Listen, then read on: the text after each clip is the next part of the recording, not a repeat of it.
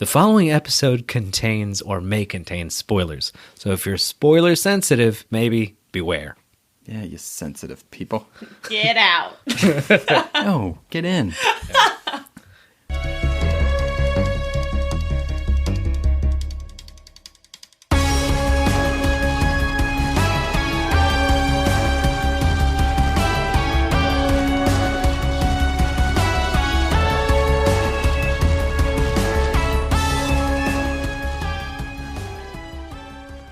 Welcome to the Phantom Zone.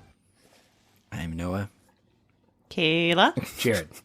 And today we are revisiting indie comics because we have a special interview at the second half of this episode. From a writer, what? Yep, another comic book creator, up and coming.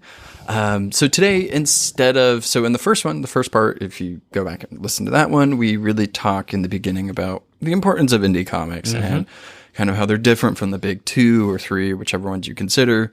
So for this one, we decided to spotlight or more do an extended recommendation of some of our favorite indie comics. We're reading Rainbowing this bitch. Which, I mean, we love to do, and we love it when people are like, I read your recommendation, or like, you mentioned this one, and like, I'm reading it, and it's like, yes, like that's, we just want people to read these comics and love them as much as we do.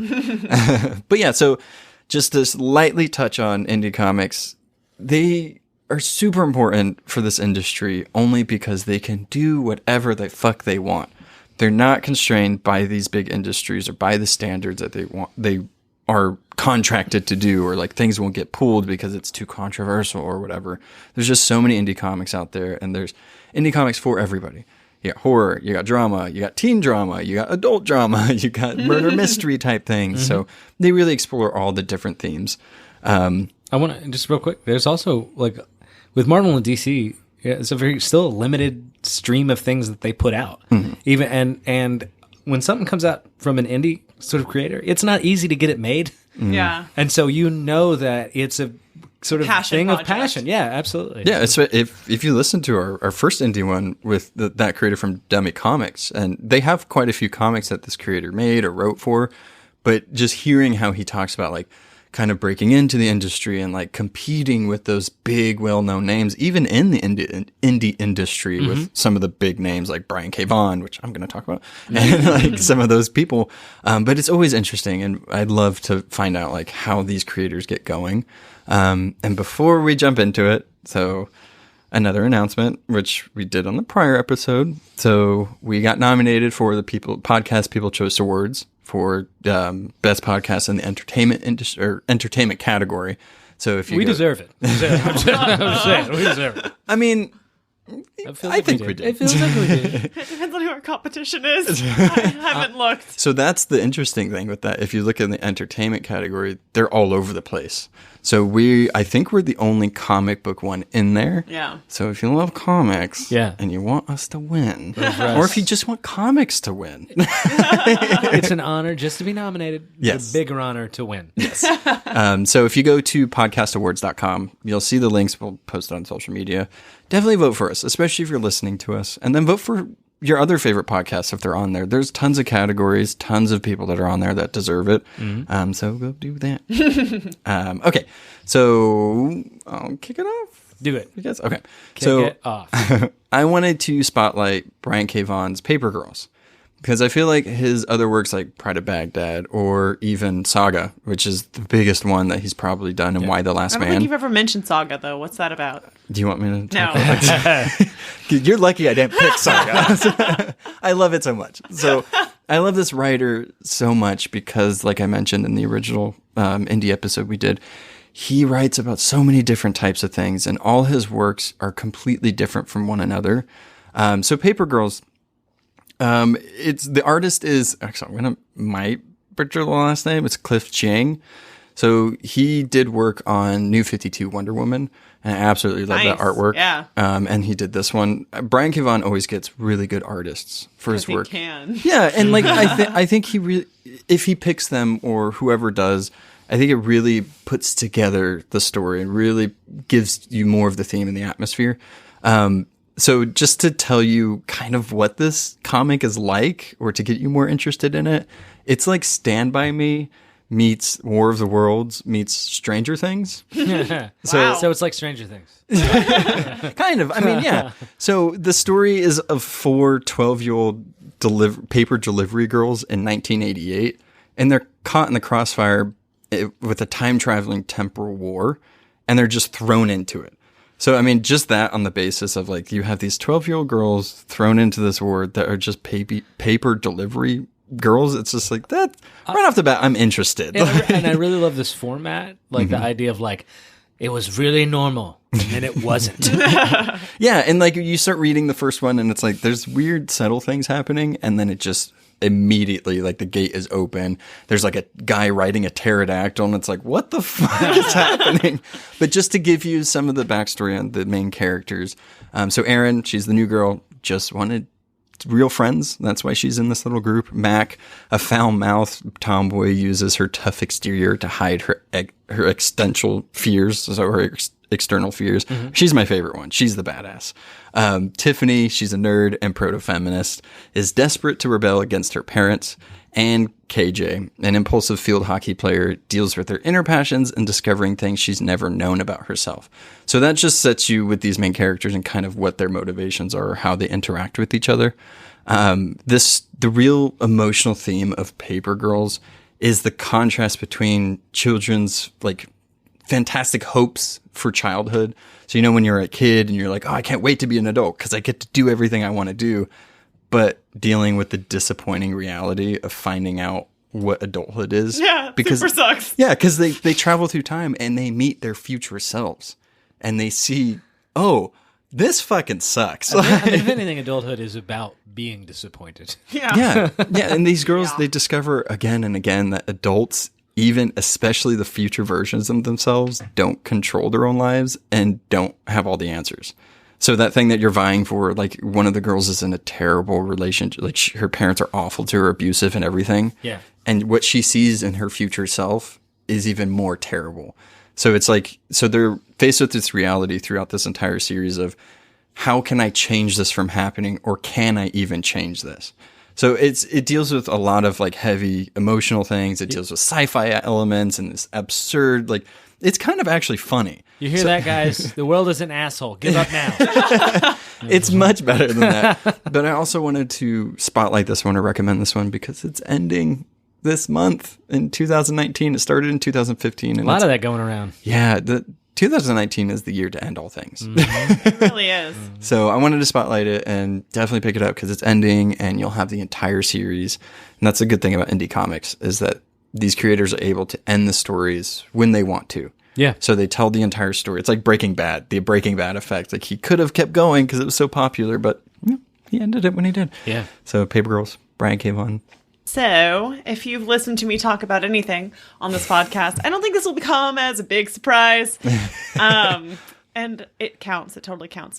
I'm doing Fables, which was published by Vertigo, which is kind of technically an umbrella company of DC, but we're going to pretend it's super indie. It's definitely indie. Like, I feel like it's in the indie realm. If it's not financially, it's still like, it's like in style. Yeah, right. Mm-hmm. It counts, is the point. So cool thing about Fables is that it started in 2002 and it ended in 2015. So the series has been completed, which means you can pick it up and know you're going to get the ending.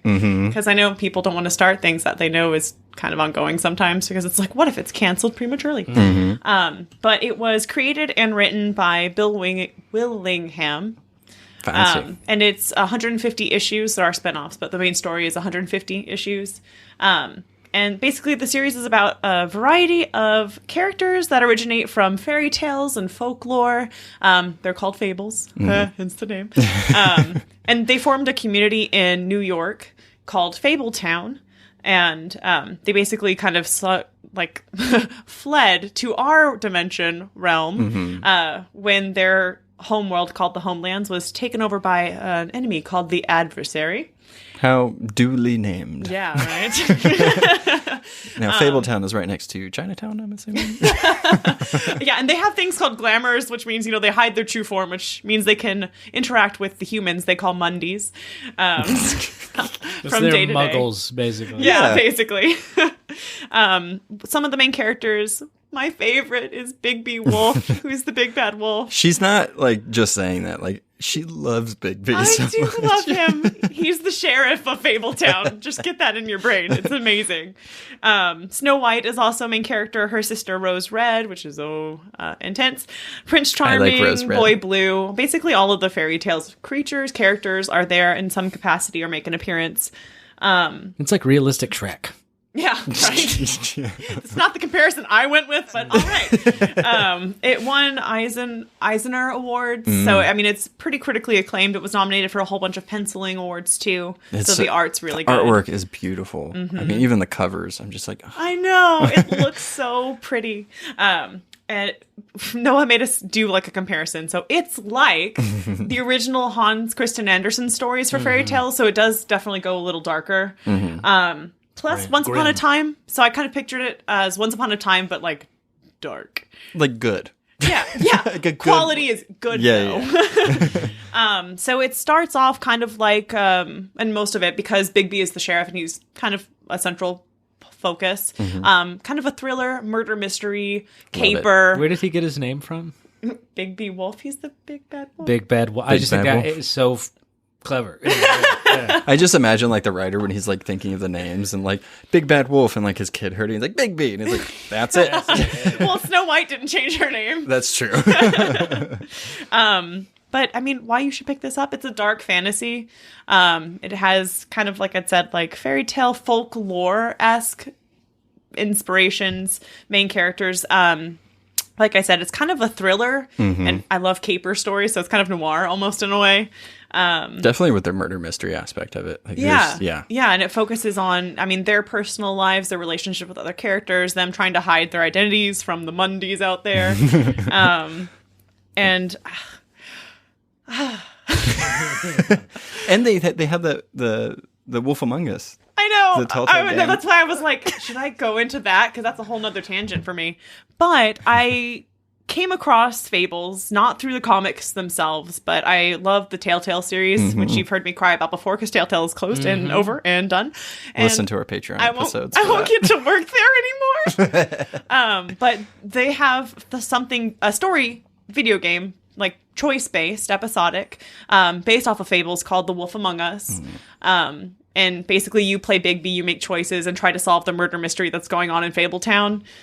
You get to see, because it's a prequel to Fables, kind of them setting up his relationship with Snow White, introducing a lot of the main characters for the comics. And if you're not interested or just want a taste of what Fables might be like, they did do a comic version of The Wolf Among Us that came out in 2014. That's right, they did. Yeah, so if you wanted to it's a prequel to the main series, so if you wanted to kind of test the waters to see if you'd even like the characters, maybe pick up The Wolf Among Us. A shorter... Yeah, because I think it's only 2 volumes, so it's not as long and extensive. So that's my rant on Fables. Yeah, it's not a normal...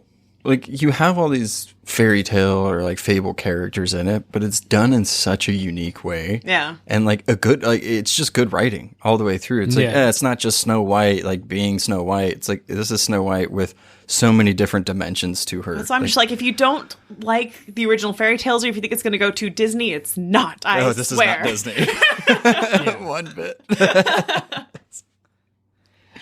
Okay, my recommendation, I actually recommended this before for different reasons, but I think this is a good one in terms of recommending for independent sort of stuff. And that's Invincible. Especially if you like superheroes, because that's exactly my point. Yeah. Which is that a lot of times when you try to recommend, so 2 things happen at the same point. If you're trying to recommend to comic fans a thing that's an independent comic, I love Preacher, I'll recommend that a lot. You're also asking them to kind of do a kind of genre crossover. So if they just like Spider-Man or Superman or Thor or Wonder Woman, if they're there for the heroes. Yeah. Exactly. A lot of times you're like, well, this is a pirate story. And so maybe they won't like it so much, even if the writing's really strong. And then vice versa, a lot of times when you ask non-comic readers, hey, will you read this? they just think it's all gonna be superheroes. Yeah. So they sort of don't even get into that stuff. So Invincible is sort of this really good middle ground here. Anyway, I'll explain. But it was written by Robert Kirkman. For the first 8 issues, it was Cory Walker, and then as the artist, the penciler, and then after that, Ryan Ottley took over for the next 144 issues. Yeah, apparently, which he's doing Spider-Man currently. He's doing Spider-Man now. Yeah, he's one of my favorite artists of all time, and he's so perfect for the superhero genre, action-packed and colorful, but while he's still really good at like expressions and stuff like that. I love the poses that he does. Yeah, like absolutely. Even with like flying or like landing or like hitting something, and Agreed. like it's just the way he conveys those. I'm like, I love that. He reminds me of Scott Collins a lot too. They have a lot in common in terms of like motion and everything. Anyway, he can draw feet too. So. But to give you a sense about what this is about, and this is another thing I like about it, is that it's a character who's sort of like the son of Superman almost, a character on their universe called Omni-Man. So rather than Kryptonians, the aliens are Viltrumites. Now there's a bit, I'm going to go ahead and spoil it a little bit to tease it, but the Viltrumites are not as nice as the Kryptonians. Okay. But we follow Mark Grayson, and he has a last name that no one in this podcast is familiar with, of course. We're really bad at names. And we follow him as he learns. He knows he's going to have powers because he knows his dad is Omni-Man, very much like Superman, very much like that. But he knows very little about his backstory, and so Mark develops powers on our first issue. There's a great scene where he has a trash bag and he's throwing it into a trash bag, and then it just goes into low orbit. Yeah, and he's like, finally.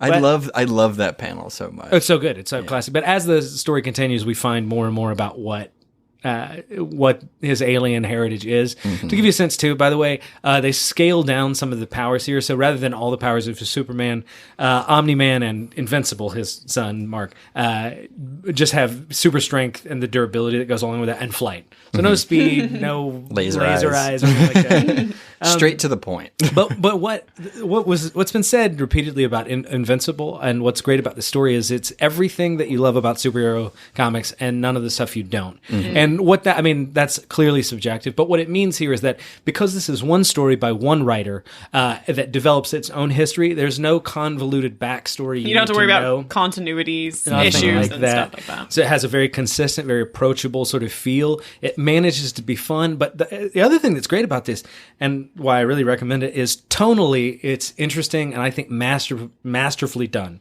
because it's both very lighthearted at times and adventurous, and it's also gruesome and dark at other times, and it controls that tone very well. This is Robert Kirkman's project that he was doing alongside Walking Dead, and really this is the thing that convinced everybody that he wasn't just a zombie writer. Yes. You know, I think there are a lot of writers that are great, but they end up being a kind of one note sort of, this is their series, and that's like they why have they a do comics. strength, and that's what they play on. Absolutely. This has and another thing I'll say I really like about this, and I think what you'll like about it as a reader, is it's almost like a choose your own adventure story, but he makes the choices for you. It sounds weird, but the point is that there are so many moments where Mark has to make a very difficult moral choice. It very much emphasizes that, and so much of the plot of this thing is about like whether he should exercise his power more, whether he should spend more time with his girlfriend. They highlight that, and that becomes very much the command of the narrative, and it's really, really interesting. So Telltale should have adopted that one too. And, I mean, honestly, it would make a great choice-based game. It really, really. I think one of my favorite things about Invincible is it's based around a family and their lineage. Yes. So I think just that on itself, I love stories that have like, okay, this is like a family comic, yes, but set in this fucked up universe. And that's a really good thing to emphasize too. Even though this is its own sort of linear story and it doesn't have all this, like you said, complicated continuity, it goes 144 issues, so he builds a robust stable of villains and side characters and everything like that. He's really good at those sort of dynamics, so you really do get invested in these characters and sort of who they become and everything like that. And last thing I'll say, if you're scared of the Superman homage here, what I love about this as well is if you're familiar with Superman, you'll basically get this, but it's not so close that this feels like a dystopian Superman story. Yeah. So it's not just like a retelling, but slightly reversing certain details. Outside of he's a super powerful character who's from a different world in some sense. The story is very different and has a life of its own. It's so original that, I mean, just that he's from a different world and now on Earth, that's the only similarity. Yeah. And like the powers he might have. And also, his dad has a mustache. Yes. Completely different. Which becomes Superman. very important for some reason. I think it looks great. And just in terms of this recommendation, I will say Invincible, there's a few things you could say that are negative about it. One is Kirkman is fantastic at, and I think we all know this now, driving a story from moment to moment. He's not always the guy that has conceived of a great ending that he's moving towards. We have a little bit of that in this, but I have no criticism about the ending, really. And then the other thing is that it will take you about 14 to 15 issues, not to get into. I mean, it's intriguing from the beginning, but before it really starts to find itself. Absolutely. Yeah. And it really, you can just feel tonally, it took them a while to kind of like get to that spot. Hit their stride. So bear with it. At least read the first 2 volumes. But once you do that, you'll be in it to the end, I think.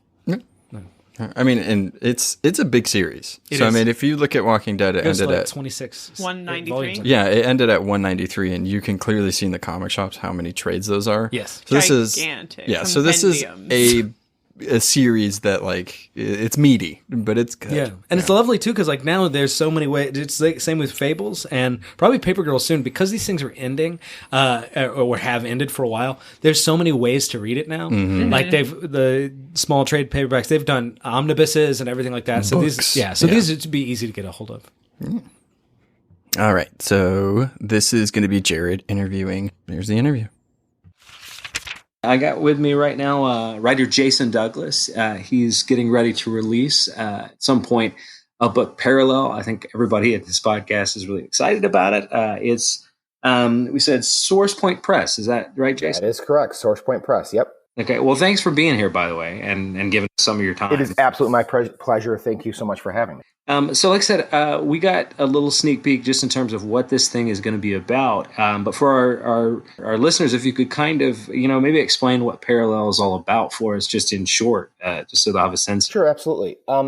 So it's a short graphic novel. It's about 64 pages. If I had to give you like the elevator pitch on it, I'd probably say that Parallel it's a story about choices. It's a story about the fairly recent term of quarter life angst and mental health. But what we've done is we've wrapped it all in this sci-fi construct where parallel worlds, these possible parallel Earths alongside ours and other versions of yourself can actually reach out and tempt you with what could have been in your life if only you had just made this other decision or this other series of decisions. And then maybe more disturbing than that is those very same entities, these other versions of you that are reaching out to you, could be tempting you and pushing you that you could still have this life that you thought you left behind, right? This life that you maybe have regrets about if you would only just do what they're asking you to do. And maybe those things that they're asking you to do might not be in your best interest in the here and now, and might not be the best for your own mental and physical safety in the life that you're actually living. I got to tell you, man, I find that deeply intriguing. I was really excited to get to talk about this. Thank you. And from a kind of originary standpoint, one of my first curiosity, I think, was because these themes that you're talking about that are very heavy. I mean, mental health and existential crisis and things like that. And I'm curious, did you sort of begin saying, look, this is the kind of stuff I really want to speak to? Now, what kind of literary conceit could do that? Or did you have just a good story in mind? And then those themes kind of developed after you began. So it's kind of like the title becomes very apropos because there were these two parallel tracks going on at the same time. On the one hand, I've got this good buddy, Pete Milne, who I went to college with. We went to MSU together, and we had all these teaching classes together. And he, even though we met in school, one of the things we bonded over, as well as I think FIFA 97 hockey on PlayStation or something, was our love of comics when we were much younger. And something we always talked about was it's that tried and true thing that you would do. Now, we were doing this in our in our early 20s or whatever, because we went to grad school together too. But that tried and true thing you do with your comic buddies about like, oh, I would have told this story, or we could have told this story, or wouldn't it be cool if Spider-Man did this? And so we're kind of having those conversations. And at the same time as we're like, we should do something together. We should come up with an idea. And there was this conceit about parallel worlds. And so the idea for the story comes from this conversation that he and I had. But at the exact same time, I wouldn't call it a quarter life crisis because I was too old for that. But like maybe this is just my own personal, like, I'm having a midlife crisis, a solid decade before middle life, or if I'm being, kind of half a decade before middle age. But I'm having these thoughts and these feelings and this angst about I need to do something. Like there's something missing. As complete as my life is in so many ways, there was just something. I wanted something else. And they came together, and here's this childhood dream that I've been talking with him since my early 20s about. And now we're much older and talking about it again.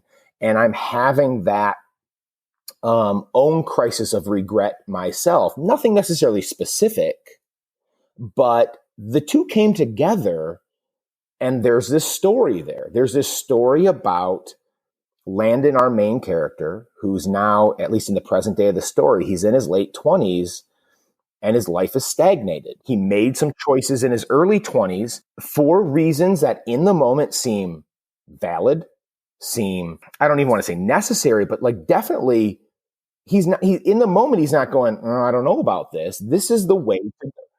They were sensible and maybe even what he wanted at the time. I mean, we make decisions all the time that we want, and who knows how it turns out tomorrow.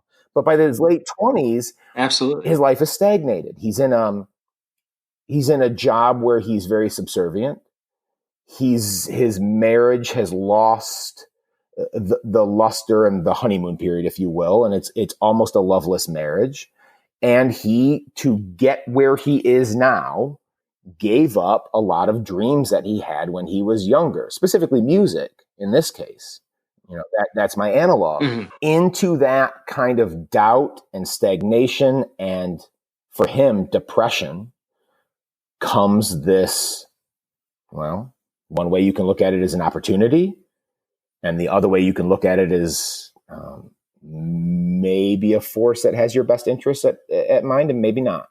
First, I want to say, I mean, just sort of mark this, like the point. I really appreciate, by the way, that you're taking a medium that I think a lot of people have a tendency to maybe overlook, and you understand as a writer, I can use this medium to really explore very, kind of like philosophically heavy and weighty and ideas that have gravitas. Well, it's funny. It's funny that you should say that, because a question that you might want to ask is like, okay, so where, what's your influences, right? Like, where does this come from? Sure. And I was kind of thinking about that today. I mean, I know that when Neil Gaiman did what he did with Sandman, that it's not 100% new. I mean, I'm enough of a history nerd about comics specifically to know that, what separated Marvel in the early to mid 60s from what DC had established at the beginning of the Silver Age in the mid to late 50s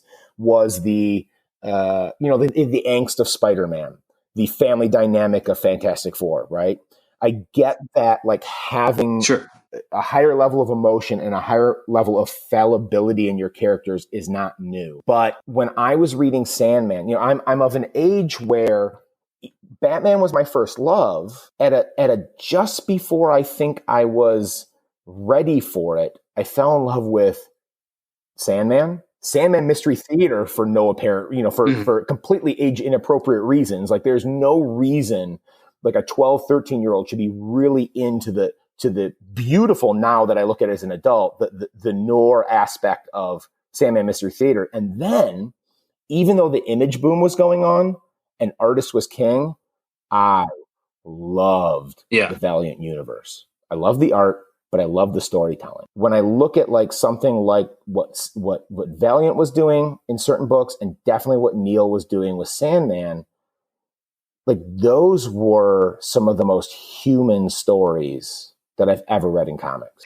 Yeah, it's interesting because so the way you describe it there, on its face, comics don't seem to be necessarily compatible with these like, more philosophical themes that you're kind of exploring. But, if you think about a certain history in your reading, it really just is a pretty normal outgrowth. I agree. Yeah, I agree. I think great comics, and especially, and you know what? There's this thing about indie comics that for whatever business model limitations you run into, right? Whether it's just the small press or the market you can't even reach, or the at least the conventional wisdom that there's like this limited audience that even wants it, it allows you this freedom of a story is a story. This medium is so elastic that you can tell any story in it, whether it's the existential, right? That's a great word. Yeah, we will be taking it now. But like it doesn't matter if it's a vigilante punching a bad guy. It works. It doesn't matter if it's like Harvey Pekar filing something at his day job and that's 3 pages. It all can work in comics. And I think that's one of the beautiful things about the medium. Hallelujah. And I have to fight my need to be self-indulgent and just go off on a rant agreeing with you. So we'll just... One thing I wanted to because, speaking of which, just in terms of this idea of the other people that might be reading this, what I found really interesting about this is, these themes that you're talking about in here, sort of the road less traveled, or how, what's a sort of good life, especially now. It really does seem to be themes that are kind of an issue for a generation. It really feels like the problems that millennials really suffer. And I wonder, did you have a sense that this had a kind of generational import in that way? Or was it just like, these are the personal issues that I want to talk about, and it just so happens that they really do probably apply to a lot of people, especially a lot of people under 30? I'm going to say a little of both. My wife likes to say that back when I spent my first 13 years in education with 4th graders and the last 6 with 8th graders. And my wife really likes to say how my maturity level is basically matching whatever kids I'm teaching at the time. So like for a long time I was 10, and now I've graduated to be 14 and I haven't gotten past that. So I think part of it, when I write, something else that I do is I write plays, and like when I write plays for young people to put on like at a middle school level, I think just through the fact that that's who I'm with all day, 40 weeks a year, there's some mental space in there, and I'm seeing things from their perspective. And that's, of course, a blessing and a curse, because then you go out into the adult world and they're like, what is wrong with you, child? But that combined with, and I think you hit this right on the head, and I mentioned this earlier, there's these kids that I still have contact with that are now in their early 20s, mid 20s. And I think my very first class of students is now pushing past, that 26, 27 year age. And, they're living that. And I heard some of it, like you hear it, and there's an article about it, and there's a podcast on NPR about it. And then I'm talking to this kid that I knew when they were 10, and they're saying things to me like, at 26, I don't know what to do next. Like, should I go back? Call me up and it's like, should I go back to school? Yeah. I don't want to move back in with my parents. I want to follow this dream, but this job will hold me over till whenever. And again, almost another case of parallel thinking. These are elements that were kind of dancing in the story already. And then I'm like, well, there you go. Not only do I have like a real world justification to it, it's not just my own closing in on middle-age paranoia, I also kind of have like this nice little audience that's kind of saying to me, whether they know it or not, you're about to write something that really relates to where I am right now. Yeah, I mean, I think never before is this idea of like how to live even a sensible life. Never, before has it been this precarious. And on the other end, it's like, well, does that mean the better option is should I just follow my dream? Even that, I mean, what's that like? And it seems like you're probably tapping into that, in a really meaningful way. Yeah, I talk about this with eighth graders, right? Because one of the units that we talk about is partway through the year is the construct of what the American dream is, right? Sure. And these are, you got to remember, these are 14-year-olds, so they are kind of for the first time in their life becoming self-aware, right? Not every single thought was fed to them by media or an adult in their life, and so you put out there like, here's this promise that's the American dream. Here's this great sales pitch that has really, really done a great job as a selling point for this country for several hundred years. And then you ask them like, well, do you buy it? Yeah. And some of them do and some of them don't. And, we talk about, it's not my job to push them one way or the other. It's my job to let them have their opinion.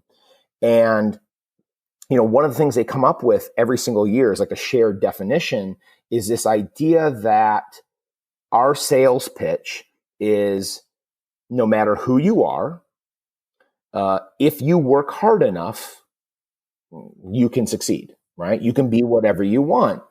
And you've got a couple of pre-cynics who will say, no way, it's a bunch of BS. It's not how that works. And then you have a couple of kids that are like, no, check it out. Bill Gates quit school and look where he got, that kind of thing. Yeah. And then, my job is to play devil's advocate. And one of the things that I tell them is you have that phenomenon of confirmation bias, right? Yeah. You hear Bill Gates's story because he was successful. Are there news stories about the thousands of other dropouts? And they're like, well, no, Yeah. And so like this idea of following your dream is a beautiful idea. It is an occasionally successful idea. It is a very tempting idea because for the most part, we hear about the successes, right? And then what's not fair, we very much downplay. And this is where Landon was. This is where Landon is in the story. His depression stems from this idea that he didn't follow his dream. And, but our reality as humans are, if you do that, you're not guaranteed success. Yeah. You're not guaranteed that's part of it. that it's going to work out. And yet, in his case, in our story, the other Landon, the parallel world Landon, if you will, is telling him, no, man, you screwed up. You could have had this, right? Yeah.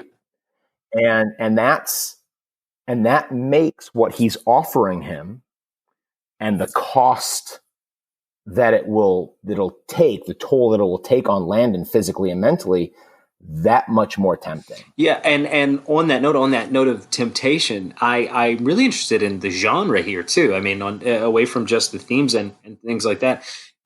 Clearly, it has this kind of conceit of parallel worlds, but you describe this in a certain way where there almost seem to be sort of like horror elements in it.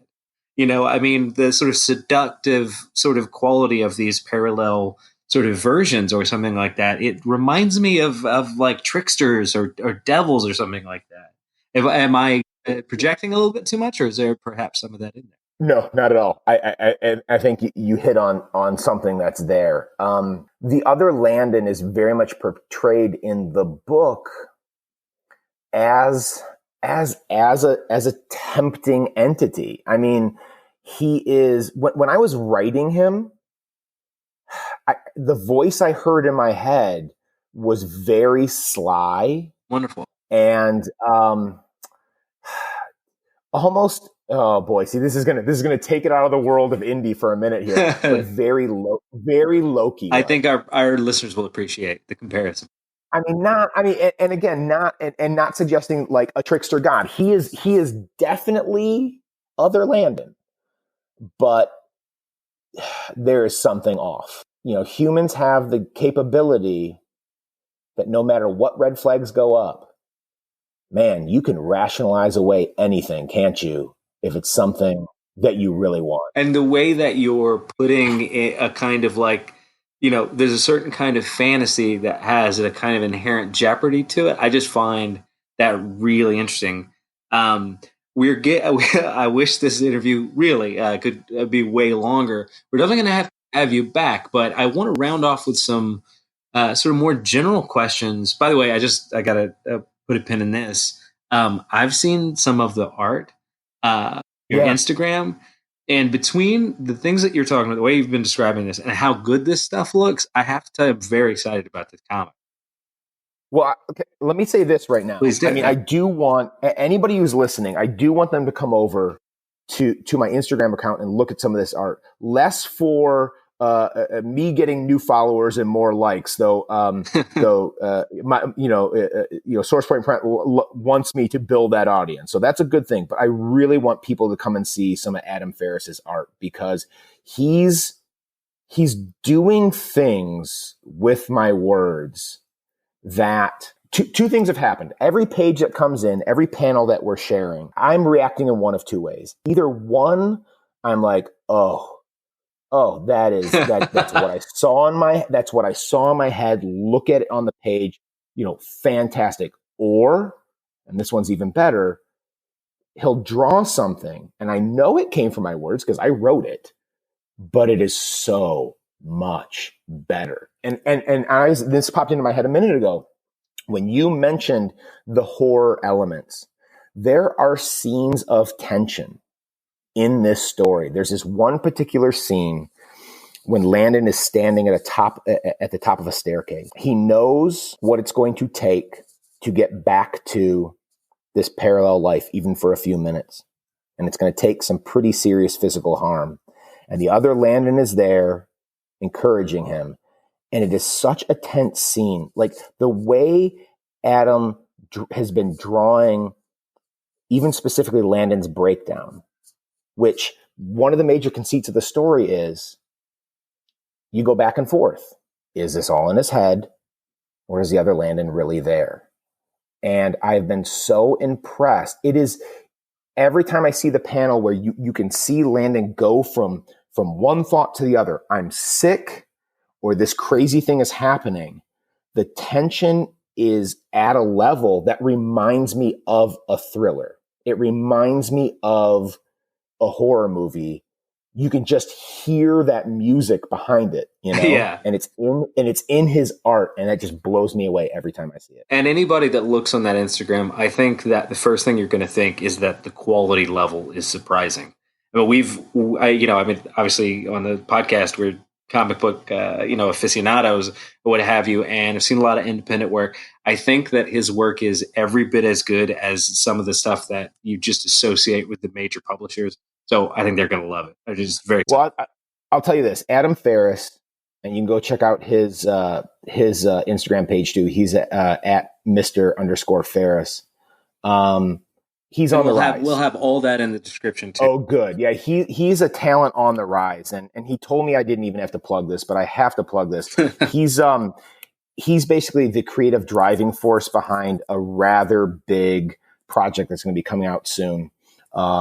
It's a charity book for Charlottesville, and it's called The Good Fight. And he's the editor behind it. He's the creative director behind it, and he drew one of the stories. And there's some pretty big names attached to that. And I've been so impressed with him. It's been so enjoyable to work with him. But one of the things you'll notice about his art being so good, it's not a mistake. It's not a fluke. He's got what it takes. And he's somebody you're going to be hearing a lot from in the future from more than one corner of the comic book world. Well, like I said, just a few more questions. Really, unfortunately, I'm very much enjoying doing this interview. I think one thing, so on our podcast, we have a bit of a tagline. We say, "Cause comics" a lot, just to try to explain some sort of ambiguity or like just bizarre things that can only happen in comics. I'm curious. It sounds like you have a decent experience as a writer, and you've certainly thought about this kind of stuff a lot. I'm curious, what was it that made you want to tell this story through that medium? With a kind of visual representation and collaboration and stuff like that. So, as a writer, I started with skits and plays. I didn't start with comics. This is my first comic script. My love, when I was a kid, I loved comics. I got into writing scripts and plays almost by accident, by happenstance. I did some plays. I was in some plays when I got out of college, one play in college. I got into that even late. And I kind of fell in love with the stage on one level. And I was working in schools. I was helping direct the skits in like fifth grade musicals and stuff. And then budget changed. And we couldn't afford to do that anymore. And the music teacher at my school wouldn't let my little kind of whatever, my passion for putting kids on stage die. And she basically forced me into starting this drama club. And we had no budget, and I'm not going out and buying stuff. So I started writing for kids. And I did that at the elementary school and the middle school level. And I loved it. And I think I got okay at it. But it wasn't, but you know what I mean? It was never the plan. It was never the dream. And at some point, years into that process, I'm like, why am I not taking whatever skills I've got and whatever tricks that I've learned and applying it to what I've always known that I really wanted to do, and that's comics. Yeah. And so I one day tried, and it wasn't, man, I will tell you, it was not easy. Like I was writing enough plays and enough skits where, I don't want to say it was second nature, but like I knew how to write that type of script. Sure. And a comic script is a vastly different animal. I mean, just physically and structurally and logistically. I had to do some pretty serious things. I could sit down when I first started writing this script for Parallel. I could sit down and write you a 1-act play without. I mean, the story would take some time to think about it, but not. I didn't have to think about how blocking worked and how timing worked and how movement worked. Like it was all there in my head almost instinctively at that point. And a comic script was foreign to me. And I went online and I studied about where this type of line goes and how you write this and structurally even what it physically looked like. And then once I got that down, I was like, oh my God. These panels, like how do you even tell this story? Because I have this fluid movement on stage that I could play with that you don't have anymore. You've got stagnant panels that you then have to create movement through. And, that was just, the learning curve was massive. And I knew that this is the thing that I wanted to do. I knew that it was the dream. And I think that's even when it got really, really hard. That's why I stuck with it.